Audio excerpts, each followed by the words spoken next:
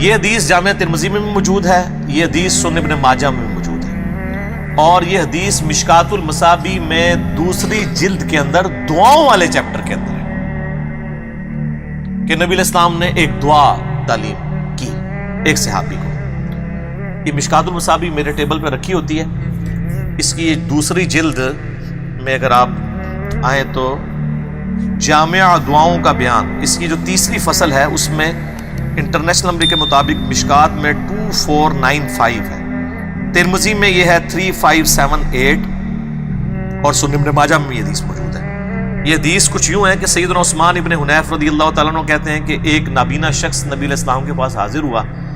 اور کہا یا رسول اللہ صلی اللہ علیہ وآلہ وسلم، آپ میرے لیے دعا کریں کہ میری بینائی واپس آ جائے۔ آپ علیہ السلام فرمایا کہ اگر صبر کر لو تو اچھا ہے، اور اگر تم چاہتے ہو میں دعا کر دیتا ہوں۔ وہ بڑا سمجھدار تھا، اس نے کہا جنت تو ویسے ہی مل جانی ہے، صبر کر کے جنت جو کمانی ہے وہ تو ایمان کی بدولت مل ہی جانی ہے، دنیا تو میری آسان ہونا۔ میں کہا نہیں یا رسول اللہ آپ دعا ہی کریں۔ تو آپ نے پھر فرمایا کہ تم اس طرح کرو، وضو کرو، اس کے بعد 2 رکعت نفل پڑھو اللہ کے حضور، اور پھر یہ دعا کرو، اللہم انی اسألک واتوجہ الیک بنبیک محمد صلی اللہ علیہ وآلہ وسلم، اے اللہ میں تجھ سے سوال کرتا ہوں اور تیری طرف متوجہ ہوتا ہوں اپنے نبی کے ذریعے محمد صلی اللہ علیہ وآلہ وسلم، نبی الرحمہ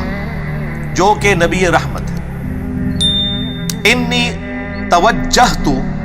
بیکا الی ربی، اور اے اللہ کے محبوب صلی اللہ علیہ وآلہ وسلم میں آپ کے ذریعے متوجہ ہوتا ہوں اپنے رب کی طرف، لیقضی لی فی حاجتی ہذی، کہ وہ اس حاجت کے معاملے میں میری حاجت روائی کر دے،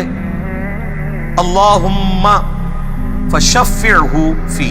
اے اللہ میرے نبی کی شفاعت میرے حق میں قبول فرما۔ اور سنن ابن ماجہ میں الفاظ ہیں کہ اے محمد، میں آپ کے ذریعے سے، یا محمد کے الفاظ ہیں، یہاں تو ہے نا کہ آپ کے ذریعے سے، اس میں یا محمد کے الفاظ ہیں کہ یا محمد میں آپ کے ذریعے سے اللہ کی طرف متوجہ ہوتا ہوں۔ اس میں وہ کہتے ہیں نبی علیہ السلام سے انہوں نے مدد مانگ لی ہے، اس میں تو واضح الفاظ ہیں، اس میں دونوں حصوں میں اللہ کی طرف متوجہ ہوئے ہیں۔ دیکھیں وہ پہلی دعا کر رہے ہیں، اے اللہ میں تیری طرف متوجہ ہوتا ہوں تیرے نبی کے ذریعے سے، ان کے وسیلے سے، اور اے اللہ کے رسول میں آپ کے وسیلے سے اللہ سے مانگتا ہوں۔ تو اس میں استمداد کہاں سے ہو گئی؟ یہ تو وسیلہ اور توسل ہے، اور وسیلہ اور توسل کے بارے میں یہ جو ایکسٹریم رویہ امام نے تیمیہ نے اختیار کیا، ہم اس کے ساتھ ایگری نہیں کرتے۔ ٹھیک ہے آپ وسیلہ اور توسل اختیار کریں، کوئی مسئلہ نہیں ہے، اور اس کو سپورٹیو ایک حدیث بھی ہے جس کی صحت میں اختلاف ہے، لیکن چونکہ ایک بہت بڑے امام طبرانی جنہوں نے یہ حدیث نقل کی ہے، المتوفا 360 ہجری، جو امام حاکم نیشا پوری کے استاد ہیں، المتوفا 405 ہجری،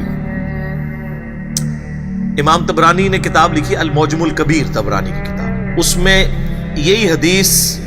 ایک دوسری فارم میں آئی ہے۔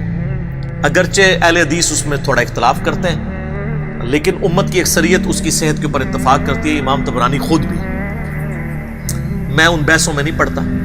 میں اس حدیث کو صحیح مانتے ہوئے بات کر رہا ہوں۔ اس میں یہ ہے کہ سیدنا عثمان غنی رضی اللہ تعالیٰ عنہ کے دور میں ایک شخص حضرت عثمان کے پاس گیا اور کہا کہ جی میرا مسئلہ ہے، تو وہ اپنی حکومتی مصروفیت کی وجہ سے اس کی طرف متوجہ نہیں ہوئے، تو وہ شخص پھر سیدنا عثمان بن حنیف کے پاس آیا اور کہا کہ جی اس طرح حضرت عثمان تو میری بات ہی نہیں سن رہے ہیں۔ تو حضرت عثمان بن حنیف نے کہا کہ میں تمہیں ایک دعا سکھاتا ہوں۔ میں نبی علیہ السلام کی خدمت میں موجود تھا، ایک نابینا شخص آیا تھا، اس کی بھی حاجت کا مسئلہ تھا، تو اس کو بھی دعائے حاجت نبی علیہ السلام نے تعلیم فرمائی تھی، تو وہی دعا میں تمہیں سکھاتا ہوں۔ تو انہوں نے یہی والی دعا، اے اللہ میں تیرے نبی کے وسیلے سے تیری طرف متوجہ ہوتا ہوں، اور اے اللہ کے رسول میں آپ کے وسیلے سے اللہ کی طرف متوجہ ہوتا ہوں، اے اللہ میرے نبی کی شفاعت میرے حق میں قبول فرما۔ ٹھیک ہے، تو یہ انہوں نے دعا کی، نبی علیہ السلام کو مدد کے لیے تو نہیں پکارا کہ یا رسول اللہ مدد، انظر حالنا، آپ میری مشکل کشائی کریں، اللہ کی طرف متوجہ ہوئے۔ یہ دعا اسی طریقے سے 2 نفل کے بعد پڑھوائی تو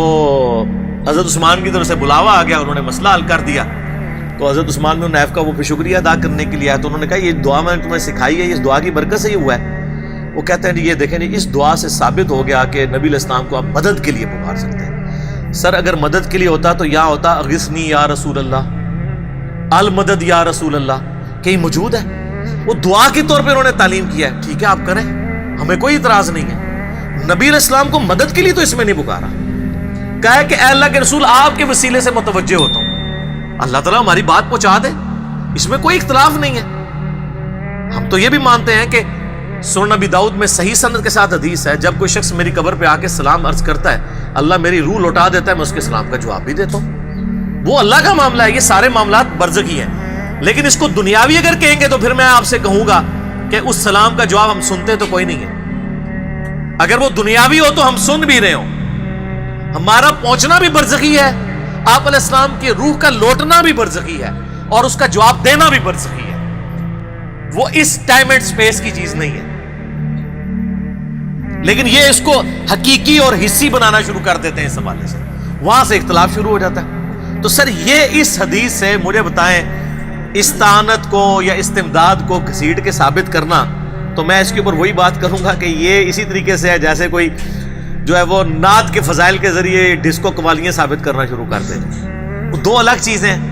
آپ صرف کسی چیز کے، میں نے پہلے بھی کئی دفعہ عرض کیا کہ ہمارے سب کانٹیننٹ کا کلچر ہے کہ وہ 10 لکھا ہوتا ہے نا تو ایک صفر لگاتا ہے ایک بزرگ آگے، اس کو 100 بناتا ہے۔ ایک اور بزرگان دین میں سے ایک بزرگ آتا ہے، وہ کہتا ہے نہیں صفر میرا بھی لگا لو، کرتے کرتے وہ لاکھ بن جاتا ہے۔ 10 سے بات شروع ہوتی ہے اور وہ لاکھوں تک پہنچ جاتی ہے۔ جتنی بات ہے اتنی رکھیں،